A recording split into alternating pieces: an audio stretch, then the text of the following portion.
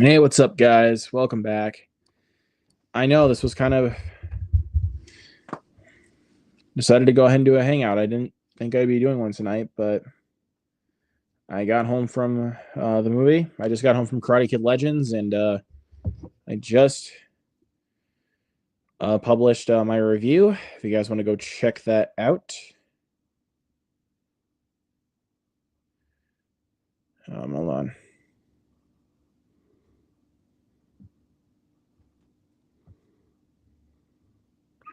Just need to put it up quick.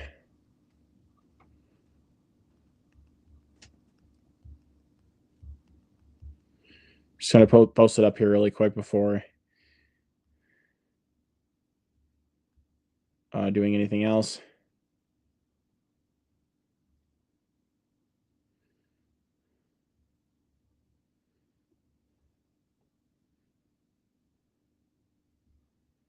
Okay.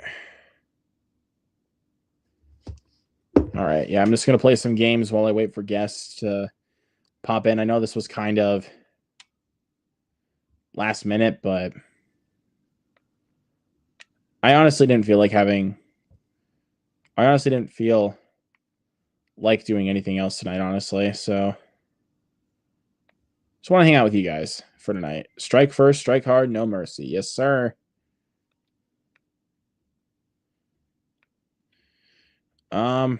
I'm not gonna really give you guys my thoughts on Karate Kid. If you guys want to know my thoughts, go watch my review I just published and see what I think. Crack open a cold one and a cold Sprite.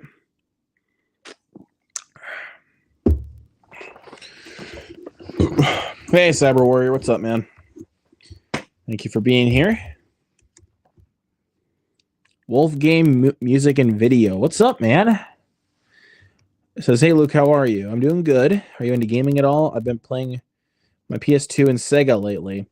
I actually play games quite a bit. I don't game that much, but whenever I do play video games, I mostly play on my Nintendo Switch.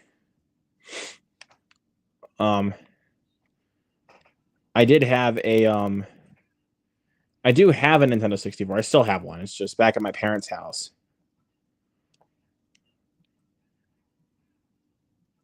Dang it, Birdo, come on.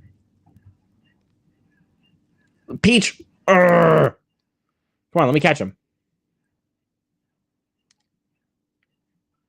Dang it, come on. Why? You guys suck. Oh my god.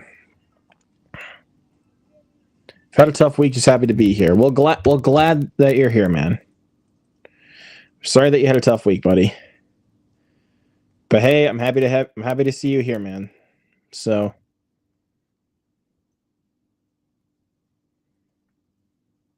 hey TJ, what's up, man?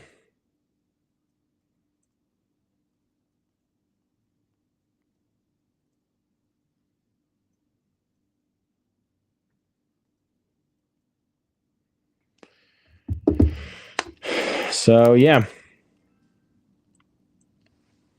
Let's just go. Got a new channel. Awesome, dude. Glad to hear it.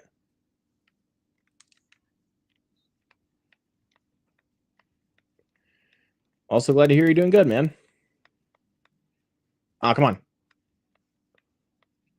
Ah. No, come on. Stop. No. There we go. Doing pretty good too, man. Just letting you know. Did you see the Pee Wee Herman documentary on HBO Max? No, I have not seen that. I don't really watch that much documentaries. I probably will watch that one here at some point. I might. But I don't know.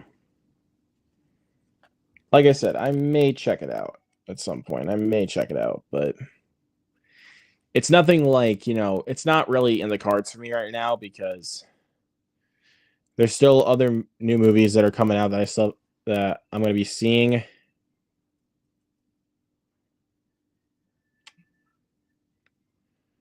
that I'm excited about, and also a lot of busy things. I've been kind of busy lately, especially was still trying to get used to the new place. I've been living here for almost a month now, so it's just that I'm still really am trying to get used to it. Like, I won't be like,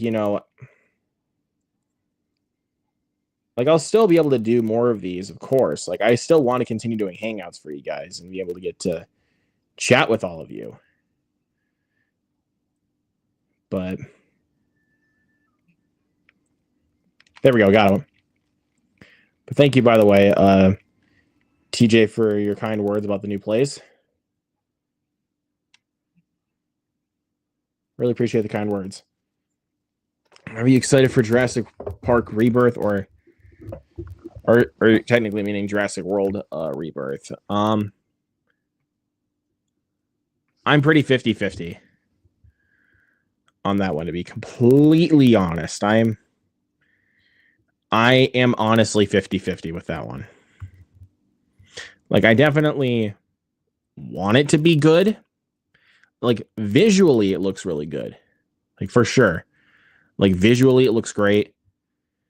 I just don't know, though. I just don't know how I feel about it.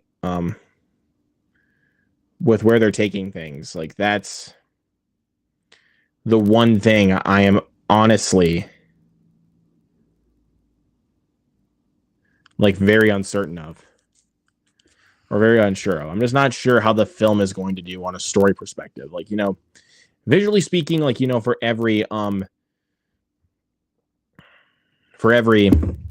Gareth Edwards movie, like, it's going to be visually striking, like, that's for sure, but I just don't know how it's going to do on a story standpoint. And especially with how disappointing Dominion was. Yeah, I'm not sure with how they're going to do it with this one. Like, but they're going to continue to make more of these movies because they make so much money. But I guess we'll see what happens, like, when it is all said and done. 28 Years Later comes out soon. Yeah, that's in a few weeks, actually. God, time is going so fast, man. I cannot wait for 28 Years Later. Wolf Game says, how are you liking the new place? I'm really liking it. It's nice living by myself. It's just there's a lot to get used to when you live on your own. Like, especially like when you're just moving out of your parents' place. Like, there's still a lot to get used to. Like, you guys know, like, with how that, even though I don't do Blu-ray hauls anymore, I wish I could continue that, but I just don't feel like doing them anymore, to be completely honest with you. I just go ahead and I would just go ahead and show them off on a Hangout stream, just for the hell of it. But honestly, I just don't feel like doing the Blu-ray hauls anymore. But you guys know, if you guys watch those previous videos, like all my Blu-ray hauls, you guys know how crazy I go with those hauls. Like, you guys know how crazy I go, like how many movies I buy. Because you guys probably know, if you guys have seen my collection videos, or if you guys follow my letterbox and you keep track of all of it, I have over 2,000 Blu-rays. So that tells you something. I have a lot of movies, and I'm really trying to slow down. Especially because I have a new place and I have to pay rent. So there still is a lot I got to do. Sorry, listen there. Sorry. Anyways.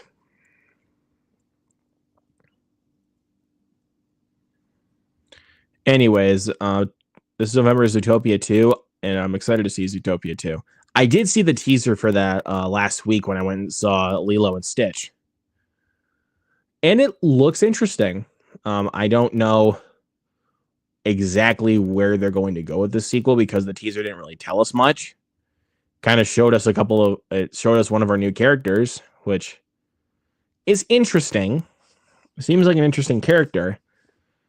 But the thing I kind of fear about Zootopia 2 is that it's probably going to follow Moana 2 case, where it's basically a sequel that should have came out at least a couple of years after the first film, and it just feels like a case of sequelitis, where it's like the first film was so popular, it made a lot of money, that it felt like years later, that years later they decided to crank out a sequel. So, like, so many years later, I should be precise.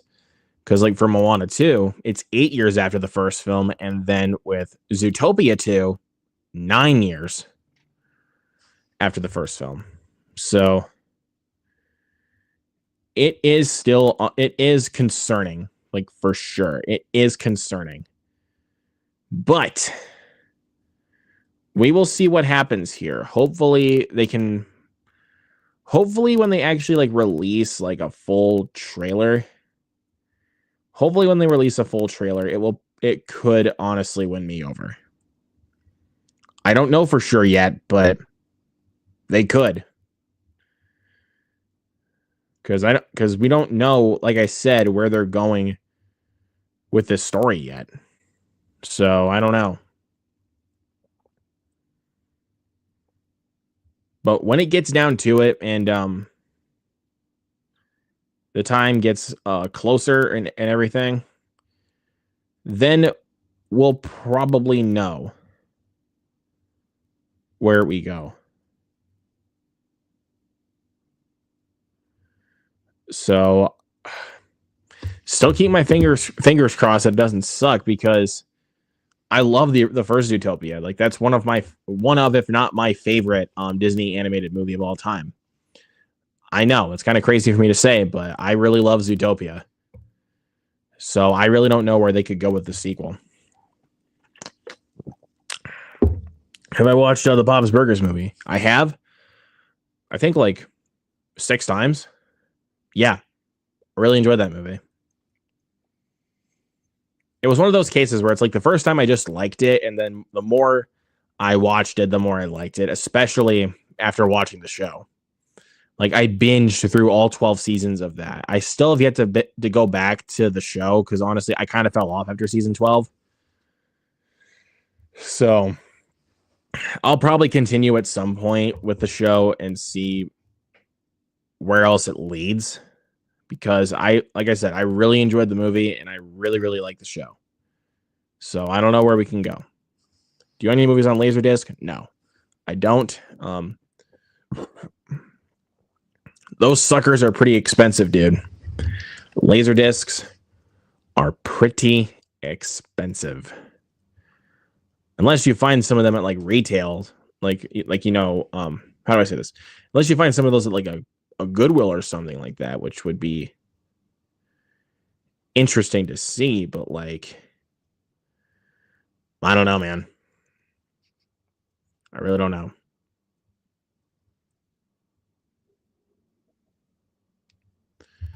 So, yeah, it is what it is. I didn't know there was going to be a Bob's Burgers movie. There was. They came out back in 2022.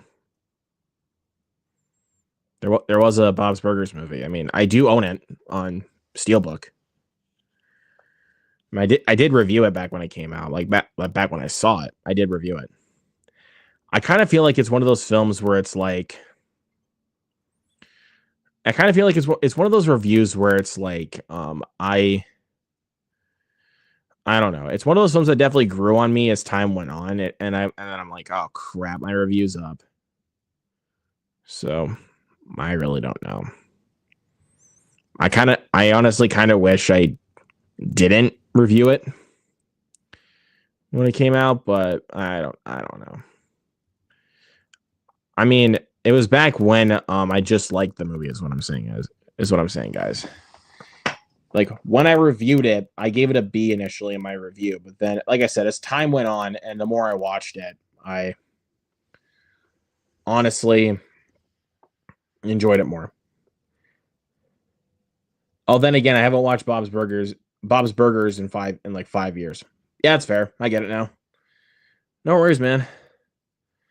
Laserdisc players are definitely expensive. About the most I spent on a Laserdisc movie so far was $15 for Terminator 2. That's pretty That's a pretty good deal, actually, now that I think about it. That is actually a good deal. So, I don't know.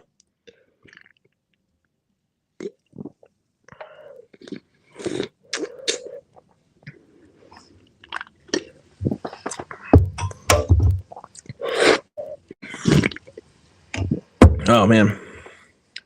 Yeah, I needed to set that up. So, but also, if you guys can tell by the background, yes, it is a Phoenician scheme again. You guys know, big Wes Anderson guy. I'm really excited. Time, no freaking see, dude. What's up, Luke? Sully. How are you? Good, bro. It's great to see you, buddy. It's great to see you too. I can only stay for like 10 minutes, but I wanted to pop in. Yeah, I'm really glad you're here. So, I did get back. If you couldn't tell by my shirt, I did get back from Karate Kid. Yeah, what do you think of it? I'll say that like this way. I'll say this in the best way I can. Not bad, but not good. I've really seen a criminally low amount of that franchise. So I've seen the first one. I think I saw the second one. I haven't seen any of Cobra Kai. So I actually finished Cobra Kai earlier this week to build up for it. Yeah. So, but yeah, I love Cobra Kai, but I was like, gonna say, I heard Cobra Kai is good. Yeah, Cobra Kai is really good.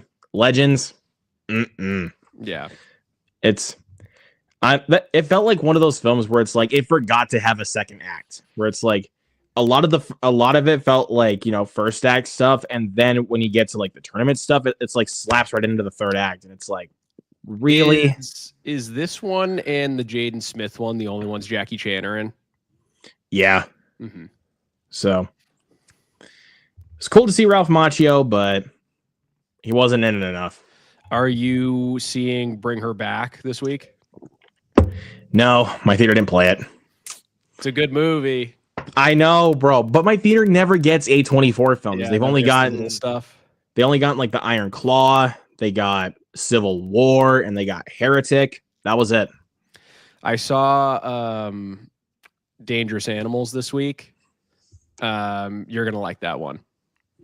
I think it's pretty fun. I saw the trailer for that when I saw Clown in a Cornfield. Yeah. And I was like, that actually looks pretty good. Did you like Clown in a Cornfield? I haven't seen that yet.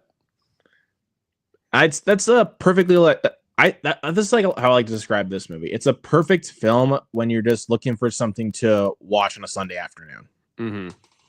Like, it's good, but if you compare it to Eli Craig's other film, which I absolutely love, which is Tucker and Dale versus Evil. Oh yeah, that's a good movie. It pales in comparison. Yeah. I have one little gripe with Clown in a Cornfield. We didn't get enough Kevin Durant. He wasn't in it enough. I didn't even know he was in that. He is in it, but like he's in it for like a couple minutes in like the first act, and then he's in it around the end of the movie. That's crazy that they even got him, because that movie cost $1 million. So I'm surprised he even did that. Yeah, it's kind of crazy. Also, I want to say what's up to a couple of people I'm in the chat. Michael Ennedy, my boy, thank you so much, buddy. And Mr. Luke Irvin, what's up? And said he had a double feature of Karate Kid and Bring Her Back. That's like the two halves of you and me. You saw Karate Kid, I saw Bring Her Back. So. But I'm not confirming this yet, but I might be able to see a Phoenician Scheme next week. Is your theater getting that, or? No, I'm actually, if they do get it, it'll be like some major coincidence. Yeah. Because if they do get it, I might go see Bring Her Back while I'm out of town next week. Because the one movie I am planning to go see is the Phoenician Scheme. Where are you going out of town to? Going to Sioux Falls, South Dakota, and there's a little Cinemark chain that they have down there. So, because do you not have a chain near you? Is it just like a local theater, or? It's just a local theater, yeah. Yeah. So, you're Minnesota, right? Yes. Yeah. So, again, dude, I wish I'd be able to see Bring Her Back, dude. I really wish I did. Yeah, I'm a huge Talk to Me guy. So It's a great film, dude. yeah, I really like that one. This one's like, I'd say you could probably compare it, saying it's just as good. It's just not the vibe I like as much. Like Talk to Me has that, even though it's still messed up, it still has that like fun party energy to it. Yeah. But Bring Her Back is just like straight up like feel bad movie of the year. But it's very good. I kind of feel like that's gonna be the way with Weapons. Dude, I can't wait for that. Yeah, I feel like Bring Her Back is gonna be somewhat like, like you said, like a feel bad movie, like when it comes to Weapons. Did you hear that they confirmed that like it takes place in the same universe as Barbarian? I did not know that. They like did a part of the press materials they were releasing, because I didn't watch the trailer because I'm staying away from trailers as much as possible now. But they said something like there was something in a newspaper article for Weapons that said like it kind of detailed what happened in Barbarian. Okay. So it'd be kind of cool if they like link it all together. I don't know if it'll actually matter at all, but one can only hope, right, Sully? Yeah, because I love Barbarian. I can't believe that's a crazy one that it's still not out on physical media. Yes. Oh. It's like become a running joke at this point. Like I don't think they can ever do it now because it's such a joke. Where it's like, and I've seen people be like, they release like a different kind of horror film on physical media, but they don't release Barbarian. Yep. Like I've seen some people like I remember back when Five Nights at Freddy's came out, and then they were like, and I've seen some people be like, they put this on physical media and not Barbarian. But I don't hate Five Nights at Freddy's, but I do agree. I'd much rather have Barbarian on it. I do agree, but still, I haven't watched enough horror this year. I'm realizing though. Did you like Until Dawn? Didn't see it. Didn't see it. Yeah, my theater didn't play that one because that was the weekend of The Accountant 2. My theater got that one, and I did see The Accountant too. I really enjoyed that movie. Yeah, I like that one. I was trying to see what there hasn't. As far as I go, there hasn't really been a bad one to me, except for Fear Street Prom Queen. I thought that film sucked. It's so strange. Everyone is down on that movie way more than I am. Like I think it's definitely generic, and it can't like it looks worse. It looks worse that they put the Fear Street name on it because I really liked those Fear Street movies. That trilogy rocks, and this one like barely called back to the trilogy at all, so it looks even worse because they shouldn't have even put Fear Street in the name, honestly. Yeah, I think that probably did it. But trying to see what other ones. I really enjoyed Final Destination Bloodlines. I really enjoyed that. Yeah, I liked that. Probably like my second favorite in the entire franchise. Oh boy, Jacob Hubbard with a 1-star Karate Kid Legends review. I haven't put out my Letterboxd review yet for it, but I'm gonna be giving it 2 stars. Yeah. But it's actually funny enough. That's going to be like the highest 2-star movie I even have ranked. Yeah, that's the funniest part. Because let's see, what other ones did I give 2 stars? I gave 2 stars to Captain America because I gave it 2.5 originally, but it's one of those films. It gets more frustrating the more you think about it. Because yeah, I have that 2 stars on that as well. Because like there was a lot of stuff that could have worked, but the reshoots make it worse. Mm-hmm. So got that one. Worse. Den of Thieves 2 is another one. That film is so boring. My worst movie of the year though is still Electric State. So that's a close one for me though, dude. If I did not watch that Amy Schumer movie on Netflix, Electric State would actually be number 1. My bottom 5 of the year so far, from 5th to 1st, is Dogman, Den of Thieves 2, The Shrouds, Captain America: Brave New World, and Electric State. I like Dogman. I thought it was cute enough. Well, the thing is, I haven't seen too many awful movies this year, so like that's still like a 2.5, 3 star for me. So like not abysmal, but Right, yeah. it's still in my bottom 5. Here's what I've got. I've got Back in Action, The Alto Knights, In the Lost Lands, Electric State, and Kinda Pregnant. Oh yeah, In the Lost Lands. I forgot about that. I haven't seen that, but I kind of have a love. I mean, not even a love hate, a hate with Paul W.S. Anderson. But like, I kind of still want to watch his movies. I am a massive I just keep saying I'm one of the last guys that keeps saying he's going to figure it out because I'm a huge Event Horizon guy. Yeah. I love that movie, and I'm dying. They're never going to do it, and I don't even think it exists anymore. But I'm dying for them to release that. Like, there was like an X-rated cut of it that got lost in like the studio fire. Yeah. It never made it out into the public eye. But I'm a massive, like when they did the anniversary 4K of Event Horizon, like I grabbed that so fast. I love that movie. I mean, like, come on, it's a haunted house in space. It's a great concept. It's basically like the most Hellraiser movie that you can think of in space, to be clear. Yeah, the most Hellraiser movie that's not a Hellraiser movie. It's just Sam Neill as Pinhead for some reason. Without the pins. Without the pins. More like if you get the scarred up face, you got that, but there's no pins. Yeah, no, but that's a good movie. Really enjoyed that. But yeah, In the Lost Lands, like I don't know why Paul W.S. Anderson keeps getting money to make more movies because it's all because he's married to Mila Jovovich. Like since he's married to the lead actress, I feel like it makes it easy, you know. And it's not necessarily a bad thing to like put your wife in every movie, but it's just with Paul W.S. Anderson, no, it just doesn't work. The thing is that like for me, Mila Jovovich isn't that good either. Like really, so, yeah. I really only loved her in Fifth Element, which everyone loved her in that, and that's a great film. Movie. That's such a good movie. Another one I liked her in was a movie called A Perfect Getaway. Oh yeah, I do with Steve Zahn and Timothy Olyphant and Hemsworth's in that, right?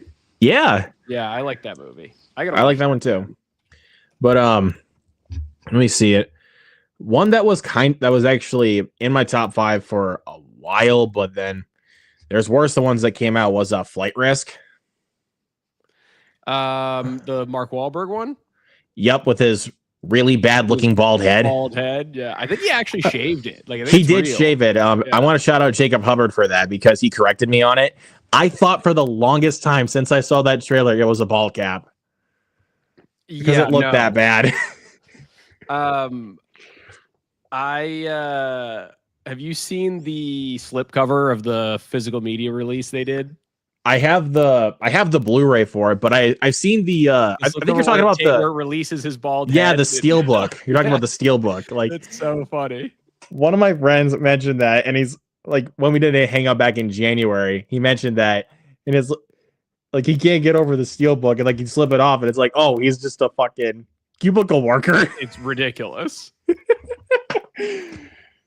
Oh God, I just need to look at that sometimes just to have a good laugh.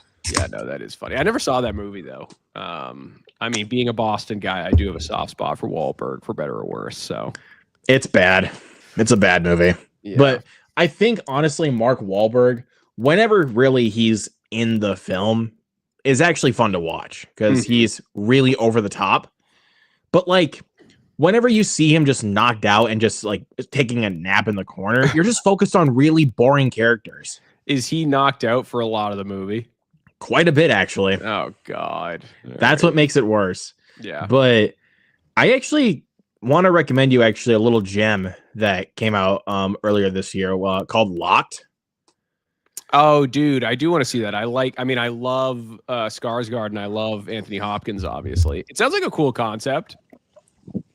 It definitely takes a bit to get going, but like when the car starts moving, because you know in the trailer, like the car starts moving on its own. Right, he's just like trapped inside this like automated car. Yep, and obviously Anthony Hopkins controls the car, but he's not in it. Like he's not in the car. You don't really see Anthony Hopkins like in person until like closer to the end of the movie. Mm-hmm. But I'm not spoiling anything because you see like a little glimpse of his face in the trailer, and then his face is also on the poster. Right. Yeah. So I'm not spoiling anything. I also for better or worse, just like being such a movie nerd, like watching the trailer, like I knew when he talked, I knew who it was, you know?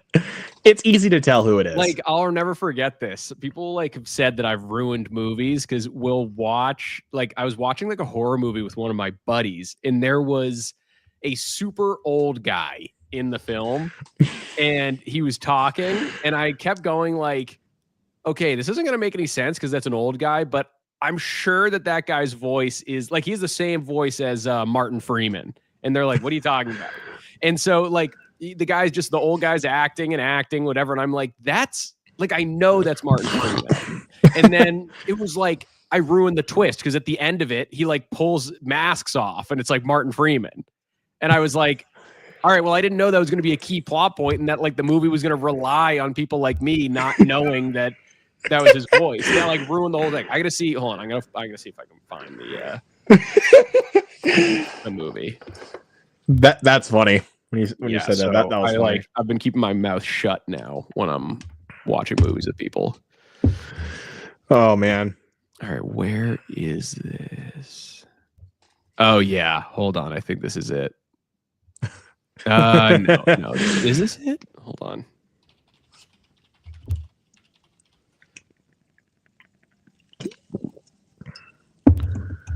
Maybe this isn't it. What could it be?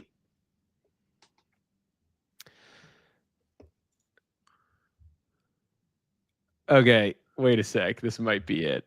Hold on. Am I able to share my screen? Yeah, you just got to present. You just got to present it and I'll pull it up. Hold on. Let me see if I can. Let me see if I can figure this out. So it's like this is the beginning of the film. No one has any idea what's going on, obviously. And I let's see, present, share screen, select a tab. Let's see, where is it? All right. Okay, I'm gonna pull it up. That guy is Martin Freeman. This guy.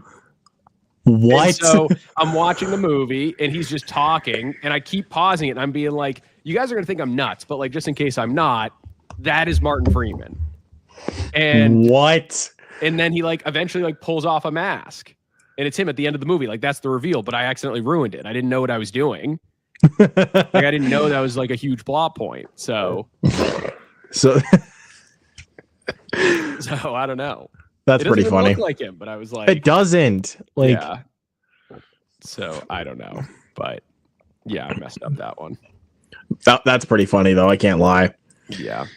Let's see. Think about some other ones from this year. I know Better Man is still your number one of the year, which I highly respect. There, my guy. Yeah, it's a great film. I love that. I just watched it again the other day. Oh man, dude! Like that's the most underappreciated movie of the year. No one saw it.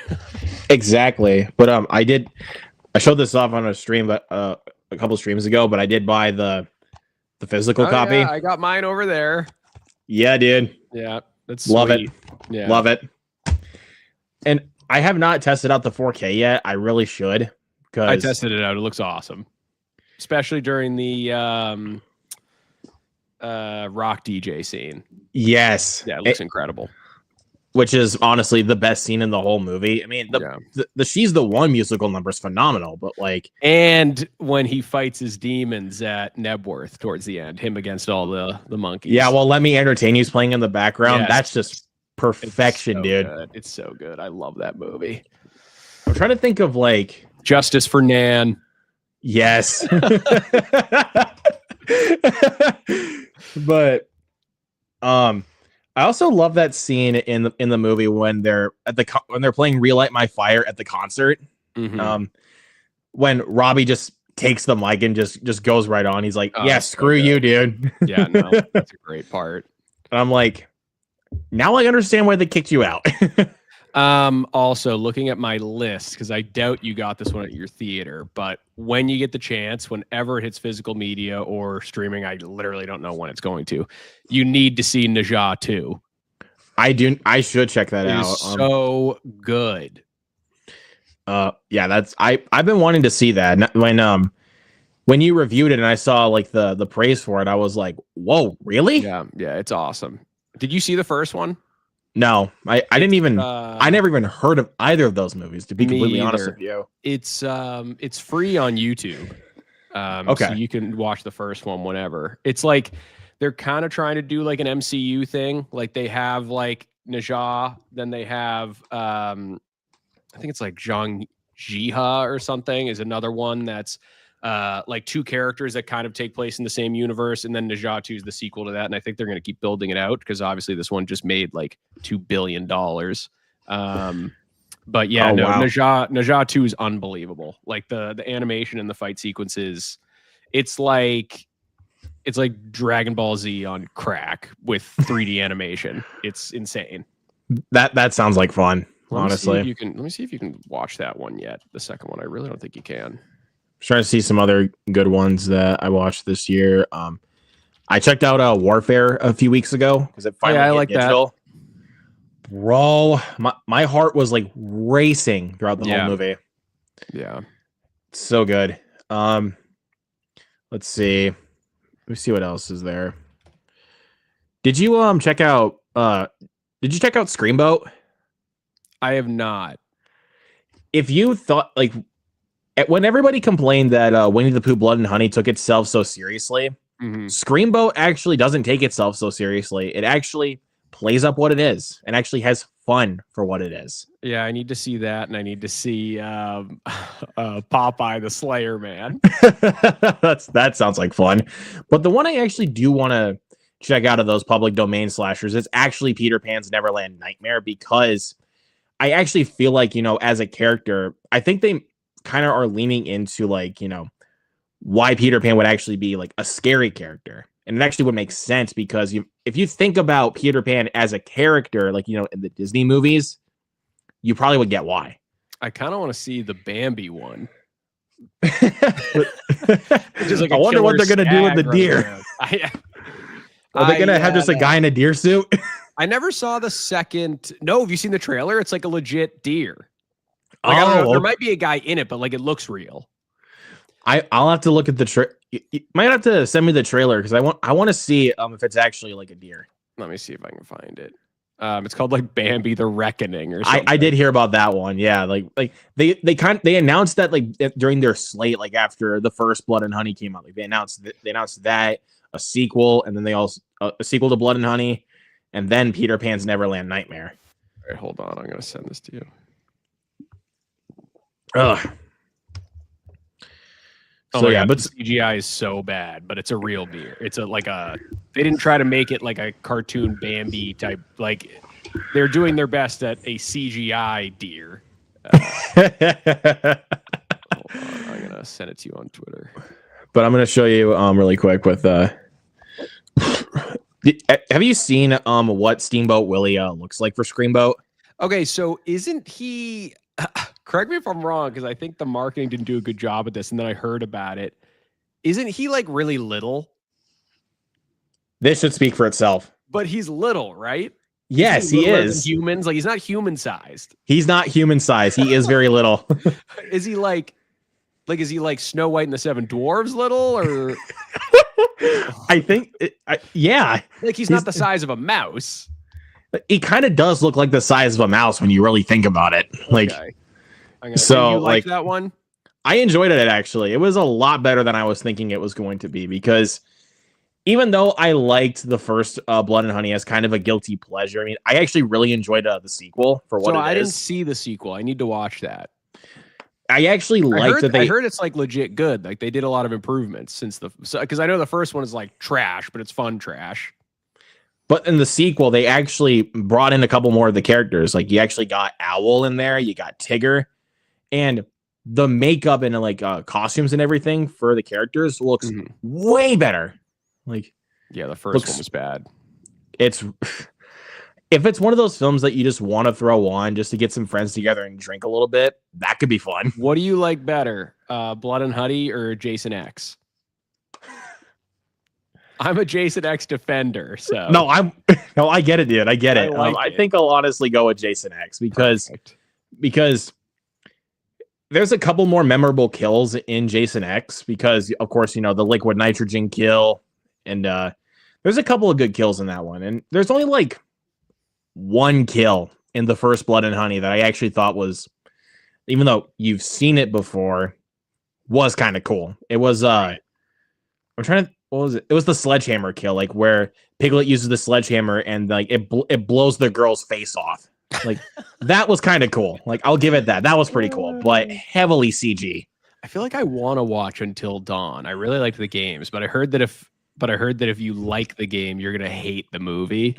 Like I think people like it if you haven't played the game, but I don't know. Dude, also I'm pumped. I pre-ordered, comes next week. I pre-ordered a Switch 2. So, oh boy. I know. but I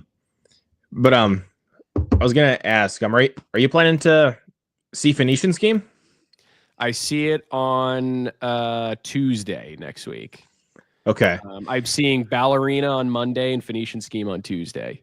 How are you like on it? Like I want to ask you this. Like how are you when it comes to like your track record with Wes Anderson? I really like Wes Anderson. I didn't love Asteroid City, and I didn't love what was the newspaper one? French Dispatch. Yeah, I didn't love French Dispatch either. I thought they were.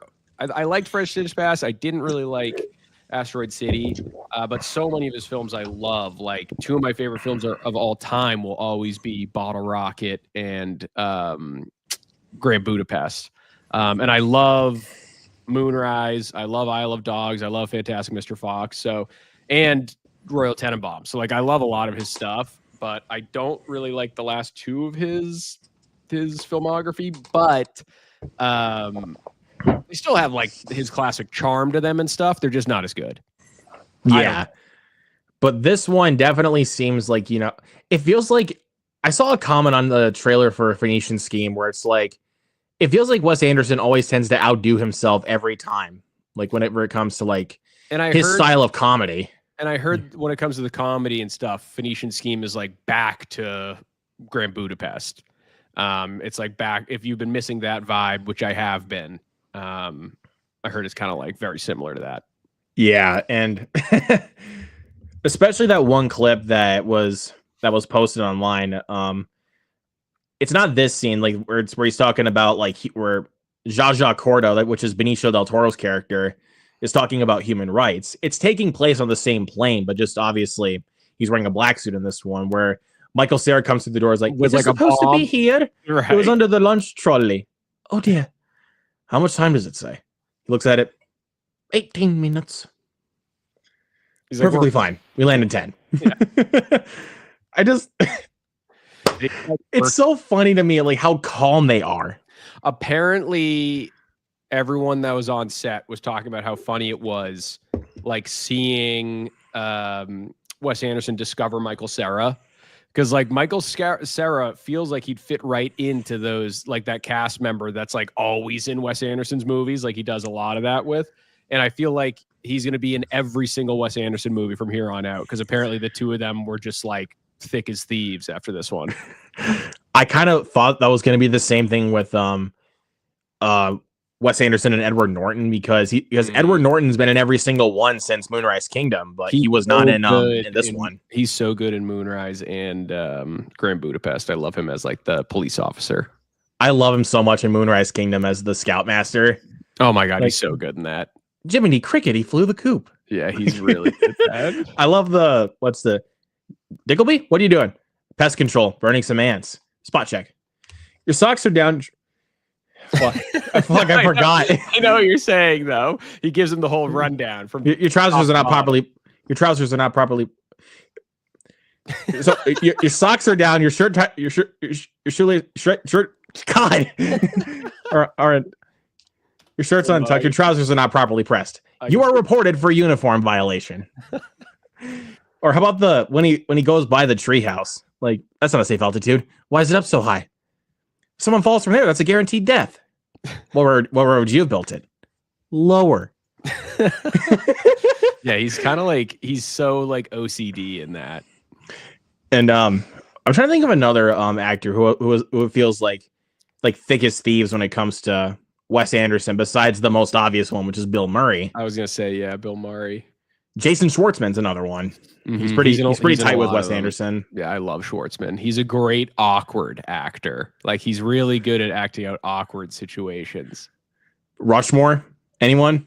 Did you see him in it's not a Wes Anderson, but let me find this. It's called like The Overnight or like The Sleepover or something. Let me see if I can find this. It's called The Overnight. It's Adam Scott, Taylor Schilling from Orange is the New Black, and Jason Schwartzman. And it's like these two couples meet at a park and they invite this other couple to sleep over, and they're like super weird. And it's just like peak. I mean, because Adam Scott's a really good awkward actor too. Yeah. So it's just like I love Adam Scott. Adam Scott's one of my favorite actors. So yeah, he's great. But I was thinking with Schwartzman, I love like what he does in Rushmore. Like that was actually I think Rushmore was actually his first movie. it might have been. If it wasn't his first, it was like at the very beginning. Yeah, because that was the first one we did with Wes Anderson, and Right. that movie's funny. Yeah, Like, I need to rewatch that. Who's the principal again? I forgot. Isn't it Brian Cox? That's the principal. It might be Brian Cox. I think it was Brian Cox because I know because I think because Bill Murray was one of the teachers. Right. Yeah. So yeah, it's Brian Cox. Dr. Nelson Guggenheim. We're going back to Niflheim, everybody. Totally unrelated, but Right. when it said like Anaheim in there, it's like I had to do a Mickey 17 joke. I had to. All right, I need to leave. I need to watch. My wife wants to finish watching You on Netflix. Okay. So we're like 2 episodes out, so I need to do that before she goes to bed. All right. But hey, thank you so much for coming, man. I really appreciate it. Of course, dude. I'll talk to you soon. All right. See you later. See ya. That was a really fun conversation, you guys. So yeah, if you guys are not subscribed to my boy Sully streams, please do so. Go check him out. He's a really good dude. Wolf Game says, I noticed you recently did a watch along to The Goonies. What'd you think? The Goonies is a classic. I mean, you can't really I don't really know what else to say about The Goonies. I mean, it's a classic. Worf, sorry I've been ignoring some of the comments here. Just kind of got lost in the conversation. Marvel DC Marshlands, what's up? Jared's in here, what's up? Luke Irvin says Warfare is still my number 1 film for the year. That's awesome. Warfare is great. I think that's my number 3. Yes. Yes, it is currently my number 3. I think it's a great film. Definitely one of the best movies I've seen this year. I love Warfare.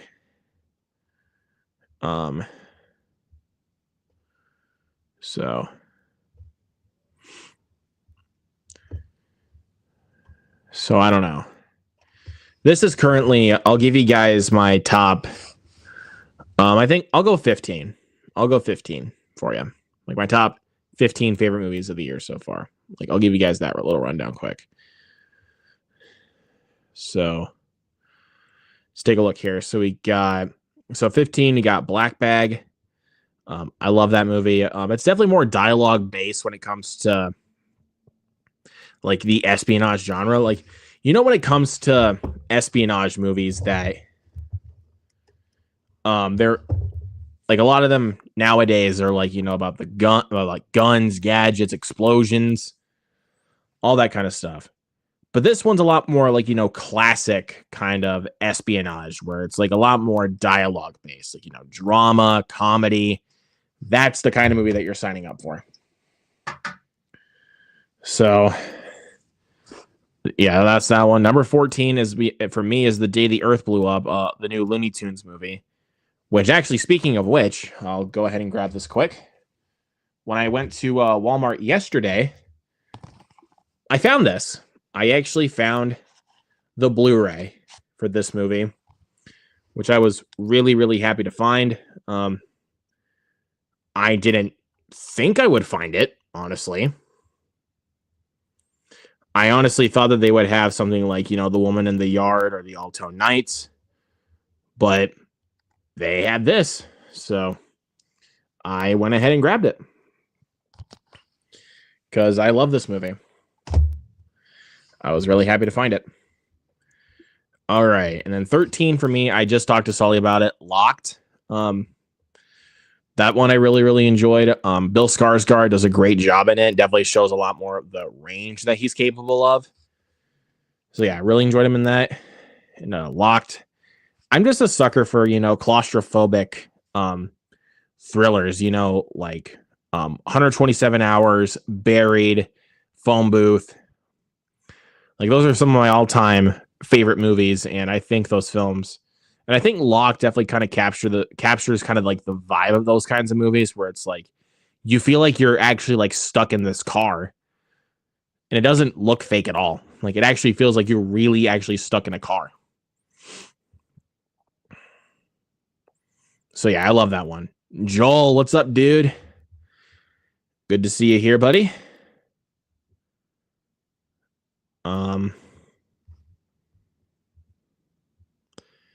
Anyways, I'm just taking a look at a couple things here.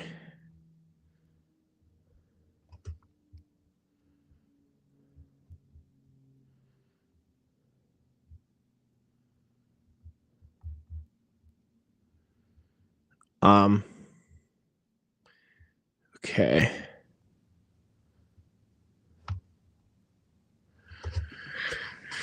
So, yeah, I'm just taking a look at the rest of my list so far, going over my top 15 of the year so far because we're about halfway through. Number 12 for me is Paddington in Peru. I love the Paddington films, and I think Paddington in Peru is the weakest of the three, but man, it's really good. It's really, really good. Number 11, is it? Yeah, it actually is still my favorite animated movie of the year, and it came out all the way back in January. Crazy to think about. But Wallace and Gromit: Vengeance Most Foul. I know it's technically a 2024 movie, but it released wider to the public in 2025 on Netflix. So I don't know about you guys, but that's kind of the way I determine it. Like, even if it got like a limited release in 2024, I think it's more fair to me to call it a 2025 movie if it's released, if it's released wider to the public in 2025. And I have another film like that I'll get to. But Wallace and Gromit, yeah, that released on Netflix earlier this year. So on back in January, released on Netflix. So that's the reason why I count it as a 2025 movie. Anyways,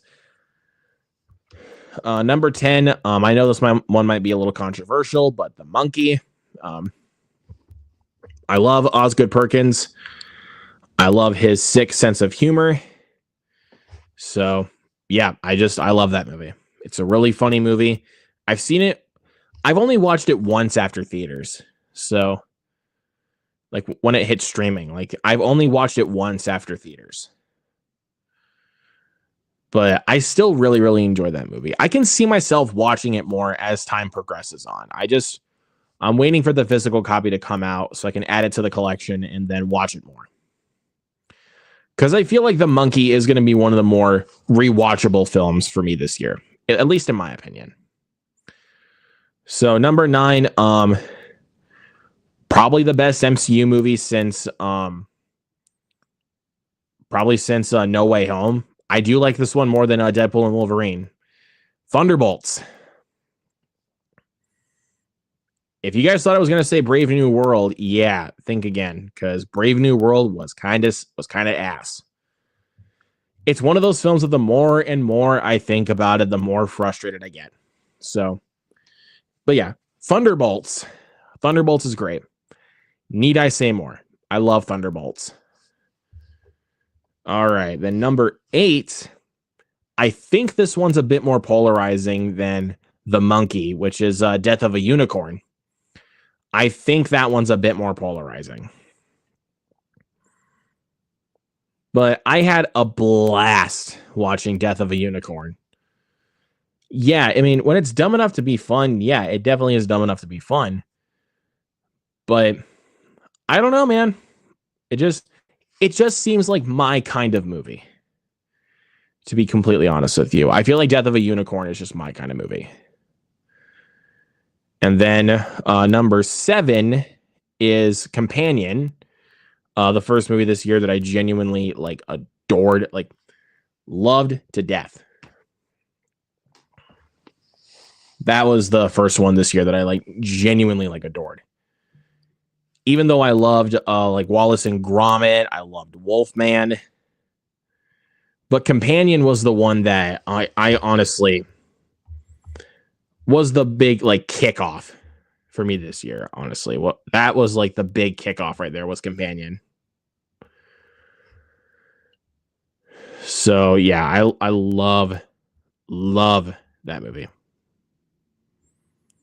Love me some Companion.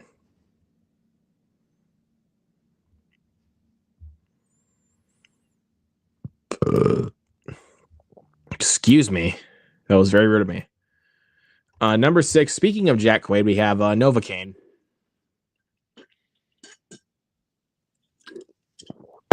Yeah. Love me some Novocaine. I've seen that.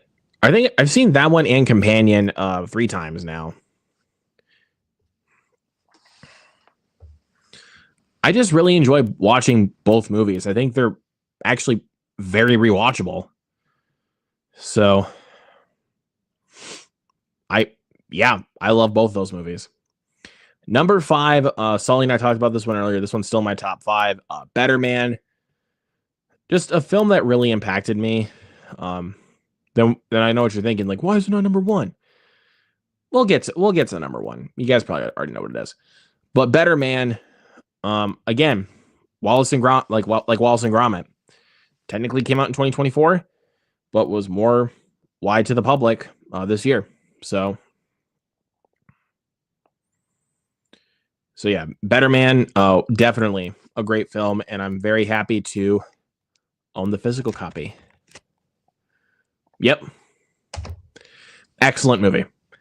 Number 4, my most watched film this year. I've seen this movie now 5 times. Gonna be a 6th time here pretty soon. That's Mickey 17. It's, again, I think it's honestly a highly rewatchable movie. Now, I know what you're thinking. Now, I know some people might be asking, do I think it's better than Parasite? No. I don't think it's better than Parasite. I think it's more rewatchable than Parasite because I think Parasite tackles some more deeper themes that kind of hold it back from rewatchability. But I still really adore Parasite. I mean, Parasite's one of my favorites. But Mickey 17, I find myself rewatching more. I think it's a lot more entertaining.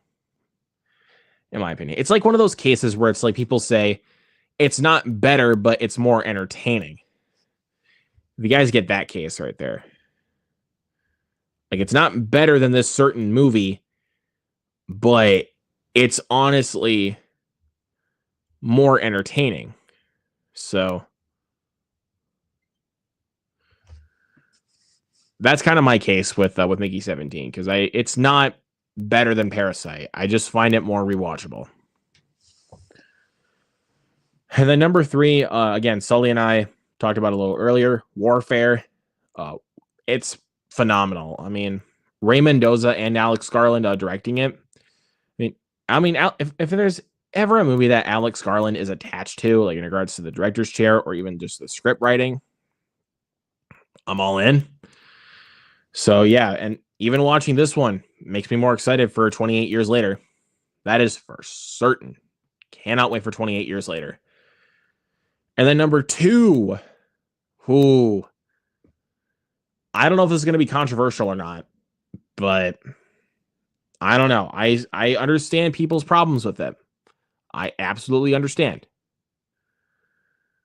But I don't know.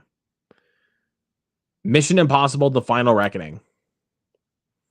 That might be a little controversial. That might be kind of a hot take, but I don't know. It just, for someone that has been such a huge fan of this franchise and waiting for the time to come for a satisfying conclusion to this franchise, I honestly couldn't be any more happy with where they went. In all honesty, like I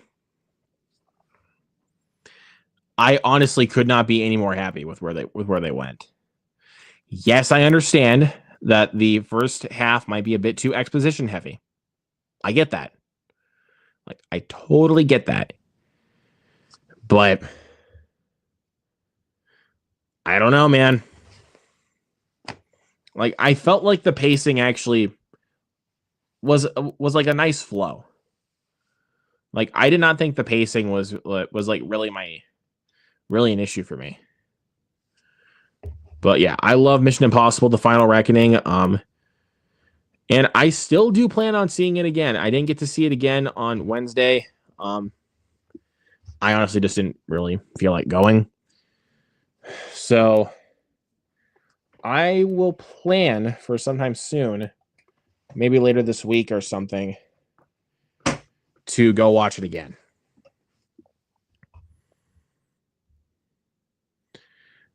I do plan on seeing it again. I do. It's just time just honestly got away from me. So, but number one, it's pretty obvious. I really don't think this number one will really come as a surprise to anybody. Like, not just, for film buffs or anything, like, because pretty much everybody I know, most people I know, I should say, have this as the best movie of the year.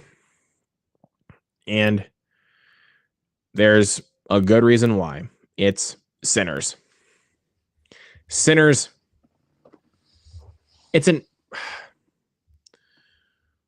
I can't really sing up like that many more praises about it because I can't say I can't say anything else new about it that everybody's already said about it. So like, I can't give enough praise to that movie, man. Like, I just can't. Sinners is one of the best films on not just of the decade, but honestly, one of the best movies I have honestly ever seen. I did go see it twice in theaters. Thank God I did not only go once. I'm so glad I went a second time before they pulled it. Or not really before they pulled it. I should more really say before my theater pulled it. Because I do think my theater pulled it too early. They pulled it when Final Destination came out. And that made me very sad. Because I loved Sinners so much that I wish I saw it more than twice. In all honesty, I wish I saw it more than twice. It probably would have been even better seeing it, 4 times. At that, let's go 4 times. It probably would have been even better if I saw it like 3 or 4 times. I still really love that movie. I still really love Sinners. I just wish I saw it more than twice. Excuse me. God, I feel it. It's kind of got caught up in my throat for some reason. I don't know why. It just feels weird. But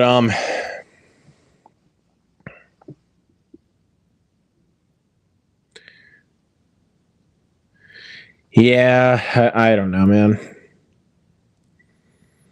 Just got Ballerina next week coming into my theater. I don't know, or I still don't think my theater is going to get a Phoenician Scheme. But if they somehow do,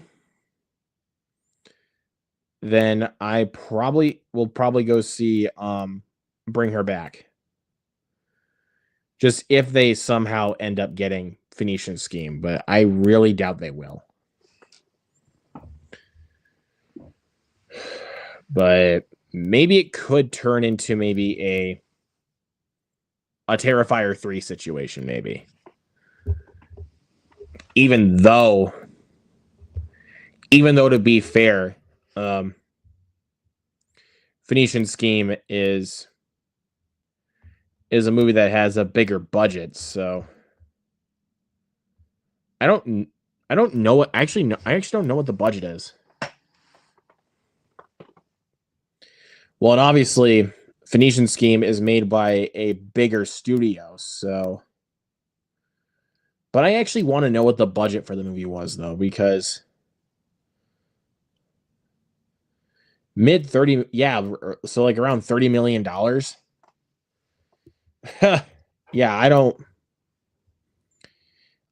think I don't know if it'll break even or not, because I really don't know how Wes Anderson's last film, Asteroid City, did.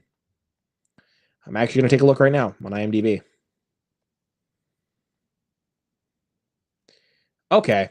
Well, it didn't technically break even because it was on a $25 million budget. But it grossed 53 million worldwide. So it wasn't technically like a bomb, but it didn't make as much as it probably could have.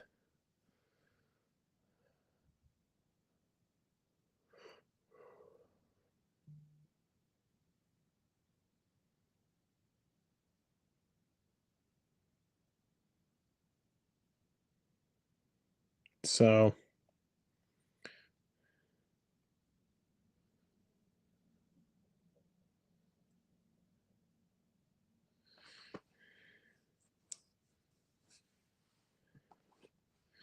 yeah, we'll see what happens here when I do go see Phoenician Scheme. Like, am I going to go see it at my theater? Am I going to go to a Cinemark to see it? I don't know. I guess I'll find out when the time gets closer, I should say. What's up, Jay? How's it going, man? Sorry, I didn't respond right away, but how you doing, man?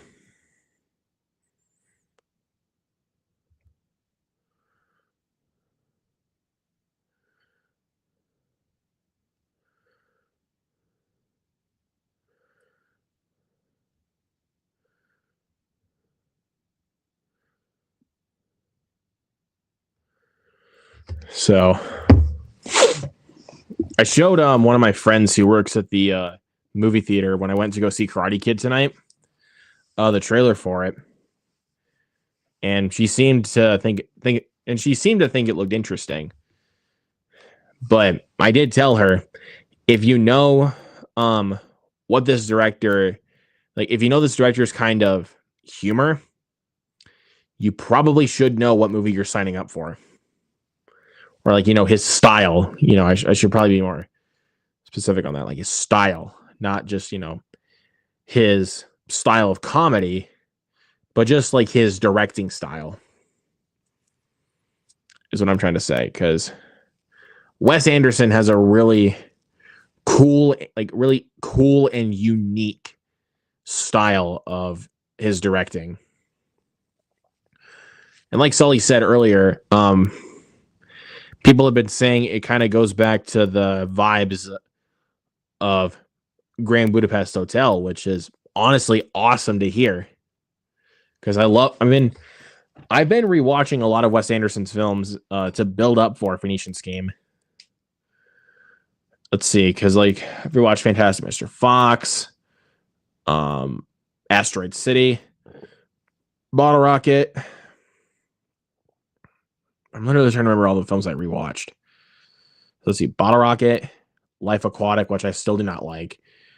Darjeeling Limited, Fantastic Mr. Fox, Grand Budapest Hotel, and Asteroid City. So I still got some more left to go. I know I still got to rewatch Rushmore, Royal Tenenbaums.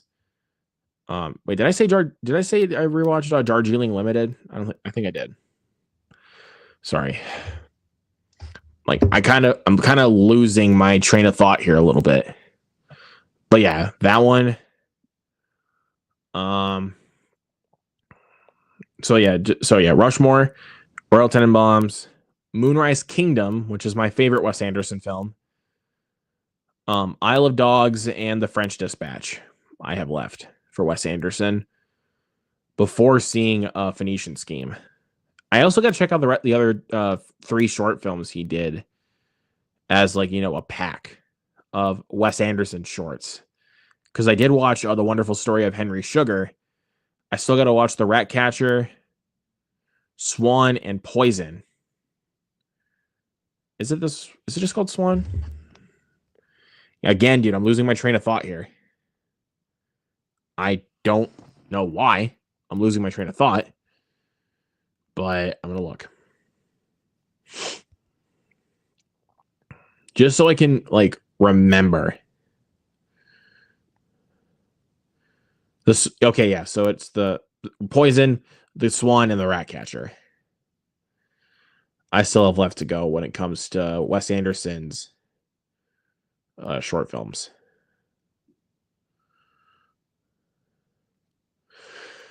And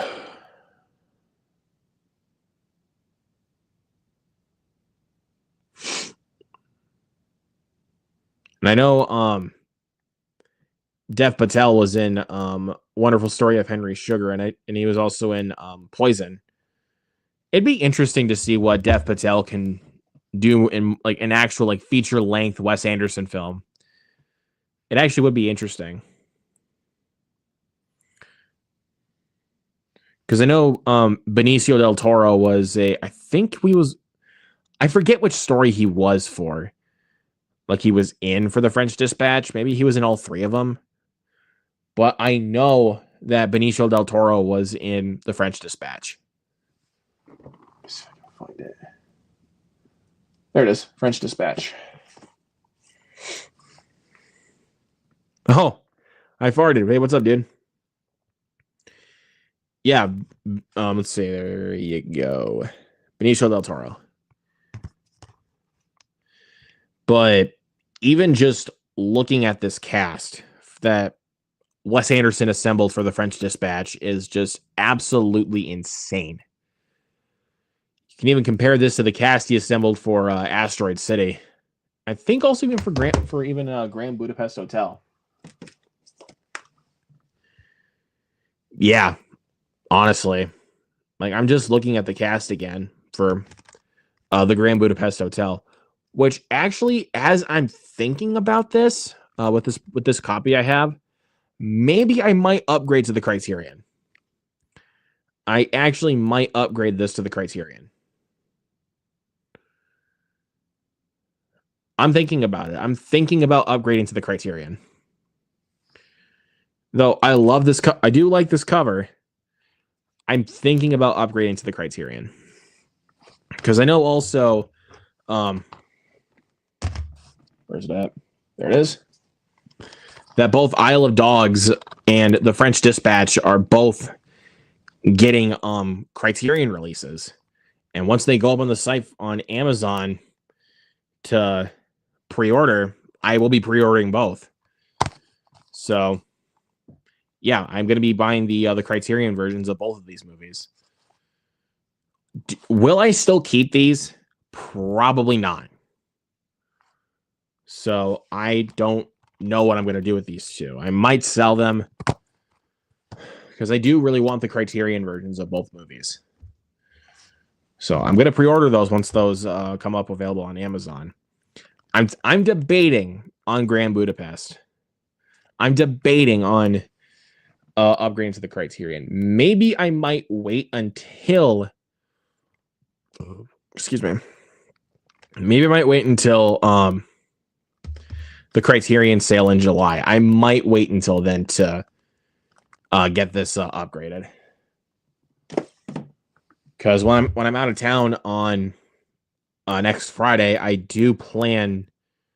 If I do plan to go to Barnes and Noble, I might buy Royal Tenenbaums, just so that way I finally have my Wes Anderson collection complete.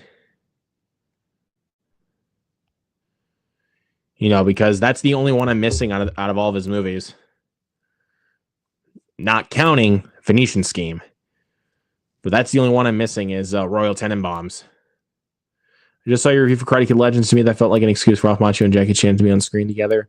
It kind of did, in all honesty. So, yeah, you do honestly have a good point there, Mr. I Farted. You do have a good point. I think it was honestly kind of just an excuse for them to be on screen together. It's still a decent movie. It's still like a watchable movie. But honestly, compared to what it could have been, was really disappointing. I mean, I still wanted to buy and wear a Miyagi-Do shirt to support the film because I love Ralph Macchio, I love Jackie Chan, and I'm a casual at best Karate Kid fan. So I still wanted to show my support, but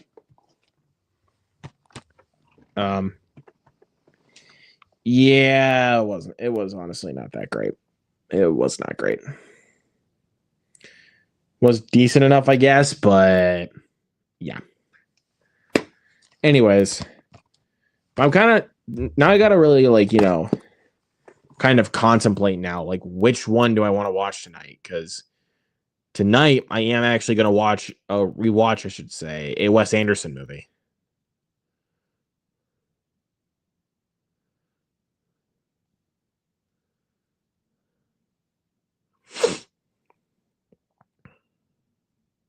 I just need to remember the other ones here. There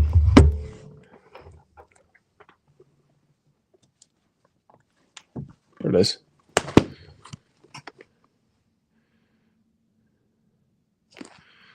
Again, I'm don't worry. I'm just looking. Rushmore.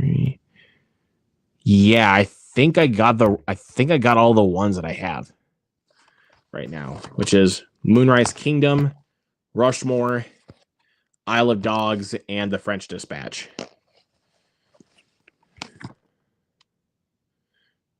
I probably could go with Moonrise Kingdom because like I said, this is my favorite Wes Anderson film.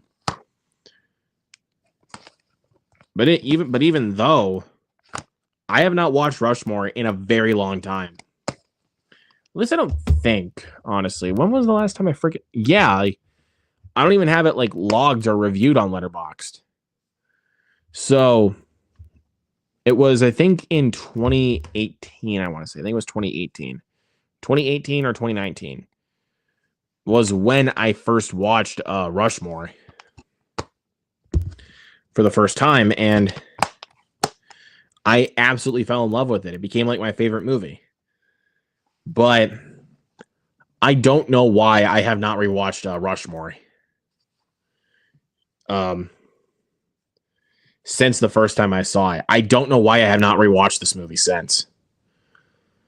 Because this movie is awesome. It is actually, I think still my top 5. Honestly, for Wes Anderson films. I think it is still my top 5. But now I got to go through Letterboxd and remember the last time I updated my ranking of the Wes Anderson movies. Because I think I ranked them or re-ranked them when I watched Asteroid City.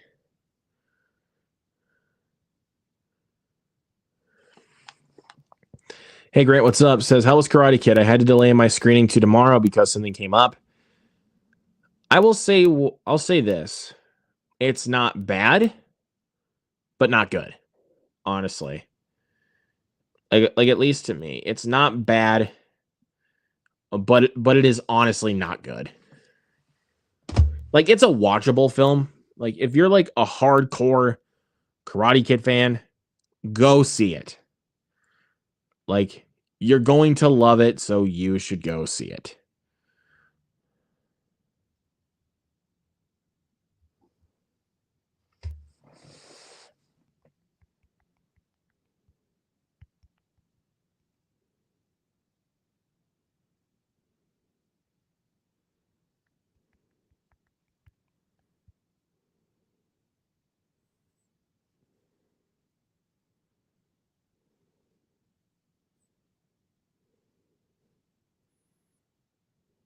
In my opinion, they didn't talk.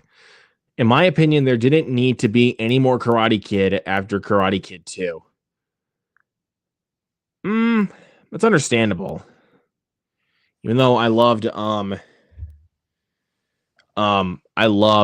Cobra Kai. Like honestly, I really did.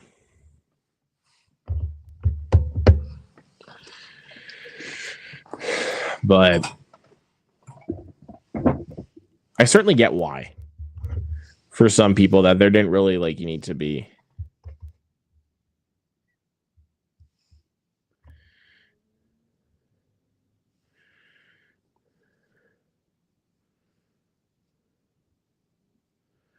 Huh. Oh. I thought it was my stomach grumbling, but then like I hear this like and it's like what?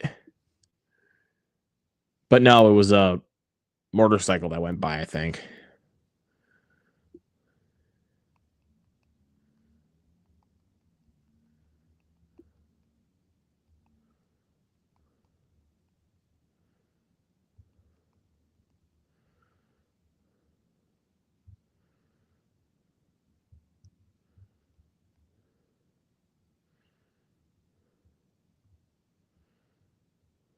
I don't know. But so yeah, it's kind of crazy that I have not seen Rushmore since it first came out, or not when it first came out. Wasn't born since I first watched it because this is one of my favorite Wes Anderson films. Okay, let me see if I can still find the ranking.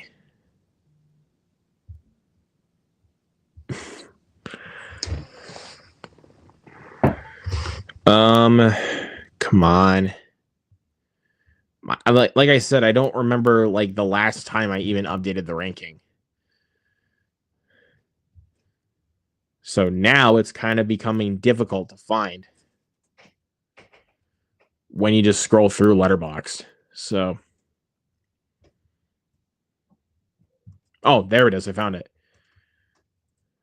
Yeah, Rushmore is I think is actually my number 4 on my ranking. So I don't know why I have not rewatched it. Because I've just trying to see.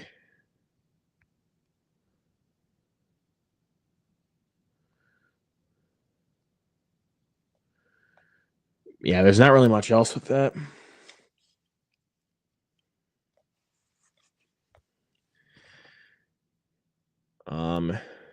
Again, I'm just looking at my ranking here.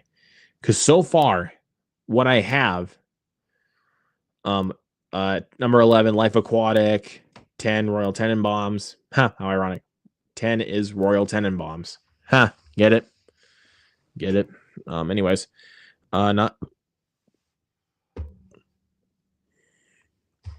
Excuse me. 9 is Bottle Rocket. 8, Darjeeling Limited. 7, French Dispatch. 6, Asteroid City. 5, Isle of Dogs. 4, Rushmore. 3, Grand Budapest Hotel. 2, Fantastic Mr. Fox. And then 1 is Moonrise Kingdom. That's honestly how it goes for me. Just personally speaking. If you guys have a Wes Anderson ranking, if you've seen a lot of his films, let me know your ranking in the comments if you want to give me your ranking. Because I know I'm gonna post a short ranking video when I do see a Phoenician Scheme of all of Wes Anderson's movies. I will post a little short ranking, which is also what I'm going to do for the Mission Impossible franchise and also the Karate Kid movies.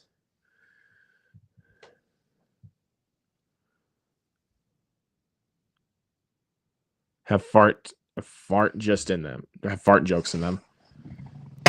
I like. There are movies I like with fart jokes, but I'm not always a fan of fart jokes. If the whole point is just, like if like the whole joke is like, hey, look, I farted, like I don't like it when they execute it in that way. In all honesty, like if they want to do like a fart joke, they honestly have to execute it correctly. Like they have to execute it in a way where it is funny. Like what's a good example? Like the Bad Guys, where Mr. Piranha, anytime he gets nervous, he farts. But they do it in a way where it's actually really funny. Like they do it in a way where it is funny.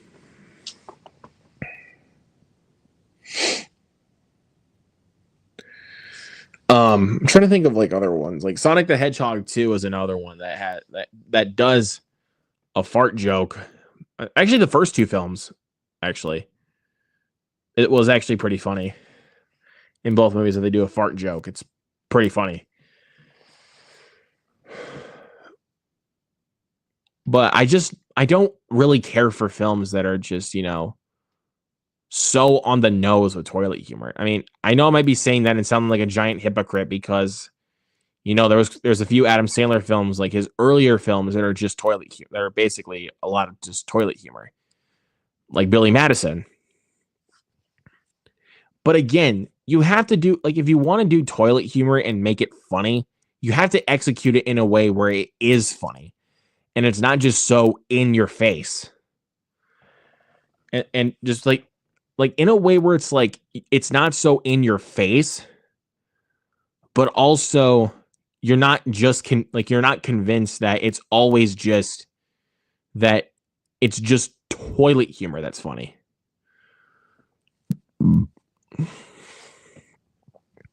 Dumb and Dumber is another movie that executed toilet humor properly. Cyber Warrior, you're speaking the truth, man. Dumb and Dumber does have toilet humor for sure, but it's done in a way where it's smart and it is funny. But if I think of something like some of those, like the early 2000s spoof movies, like Date Movie, Disaster Movie, Epic Movie, you know where I'm going with this. But what I'm trying to get at here is like, they're basically just convinced that toilet humor is the funniest humor of all time, which it's not. They do it in a way where it just isn't funny.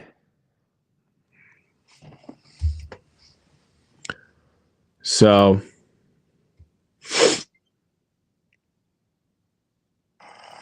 like I said, there's toilet humor that can be funny. There is. It's just not all of it is funny.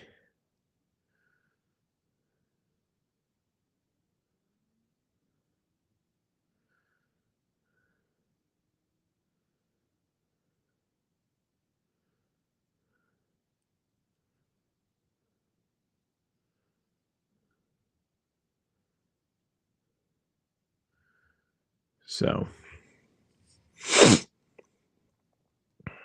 oh yeah, and also the fart scene in Step Brothers. That is funny. Like, I 100% agree with you, Cyber Warrior. It is funny.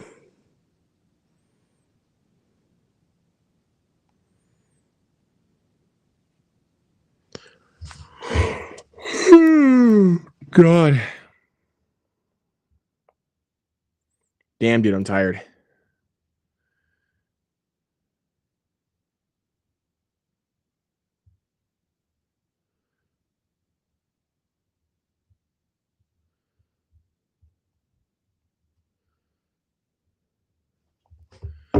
So,